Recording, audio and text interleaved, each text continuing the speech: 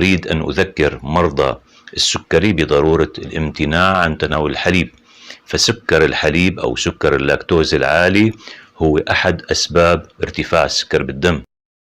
اليوم معاكم شاي عدني بالحليب ولا البوفيهات العدنية. نحتاج 6 أكواب من الماء. اليوم طبعا نضيف السكر بعد الغليان عشان ما يلصق في قاع الطبق. وبعد ما ذاب السكر أضفت 2 ملعقة من الشاي أو 20 جرام من الشاي، ونخليه يطبخ على نار هادية لمدة 10 دقائق حتى يستخلص اللون والنكهة والطعم. وبعد مرور المدة نضيف علبة واحدة من الحليب المركز،